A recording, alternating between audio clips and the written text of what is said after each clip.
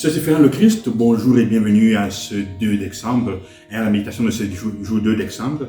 Et nous continuons à vivre le temps de l'Avent, de nous préparer à accueillir le Seigneur qui vient. C'est le temps de l'attente. L'évangile aujourd'hui, Jésus nous fait comprendre quelque chose de fondamental. Ce n'est pas en disant Seigneur, Seigneur, que nous entrons dans le royaume des cieux. Il faut comprendre que ce ne sont pas nos paroles, ce n'est pas en blague, en construisant les châteaux de cartes avec nos paroles que nous deviendrons vraiment des propriétaires terriens. Combien de fois nous parlons, nous bavardons, nous disons tellement de choses qui ne se traduisent pas en gestes et en actes concrets. Il y a quelques jours, je disais déjà, quelle est la valeur de tes paroles? Nous parlons, et si on pouvait vraiment construire le monde des immeubles avec les paroles, nos villes seraient remplies de gratte-ciel et remplies de beaucoup de choses. Mais Jésus dit non, ce n'est pas en prononçant le nom de Dieu chaque jour, ce n'est pas en l'appelant chaque jour que tu deviens un réceptacle, un dépositaire de l'amour de Dieu et du royaume des cieux, de tout ce qui constitue le royaume des cieux, paix, joie, bonheur, amour. Si nos paroles pouvaient le porter. Au contraire, parfois, nos paroles sont remplies de choses mielleuses, mais les faits, concrètement, sont tout le contraire de ce qu'on doit être.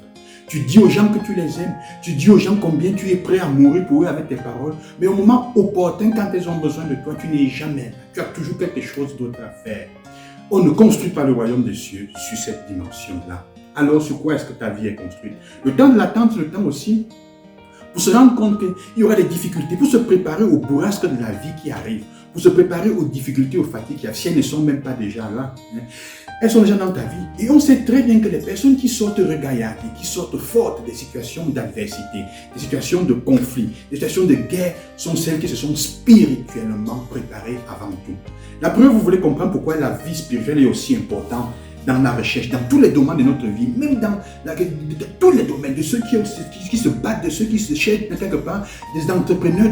Pourquoi? Parce que tôt ou tard, mon frère, ma soeur, ceux qui cherchent rapidement et mal finissent par entrer dans des cercles ésotériques ou dans des endroits où ils n'auraient pas dû entrer.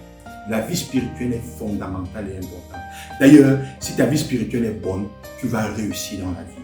Le bonheur et la richesse arrivent avec le reste si ta vie spirituelle est bonne.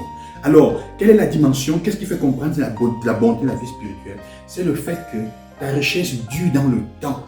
Ça veut dire, c'est pour ça qu'il faut commencer maintenant à construire sur le roc. Quel est le roc sur lequel tu as construit? Comment est ta vie spirituelle en ce moment? Elle est remplie de paroles simplement.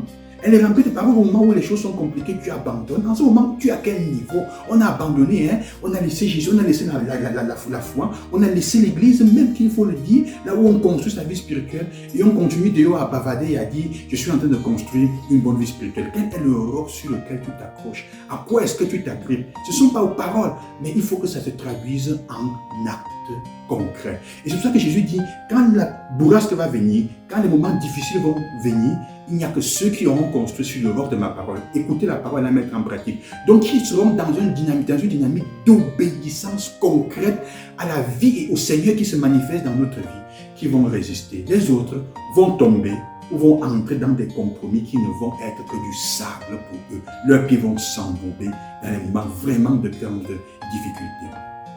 Il s'agit donc maintenant, frères et sœurs, de nous demander sur quoi est-ce que nous voulons construire durant ce temps de l'Avent. Dans l'attente, sur quoi est-ce que tu t'appuies? Sur quoi est-ce que sont les bases, les fondations que tu mets? Il faut donc retourner à écouter la parole de Dieu. Elle est fondamentale parce que c'est elle qui donne l'espérance, c'est elle qui ouvre les voies. Écoutez la parole de Dieu. D'ailleurs, c'est cela que se fondera l'exercice spirituel que nous ferons. Commencerons dans quelques jours avec un certain nombre de personnes. Alors, ancré dans la parole de Dieu dans laquelle tu vas construire ta vie et trouver un sens à ta vie pour redonner ordre à ce que tu fais. Que le Seigneur vous accompagne et qu'il vous bénisse. Bonne journée. Loué soit Jésus.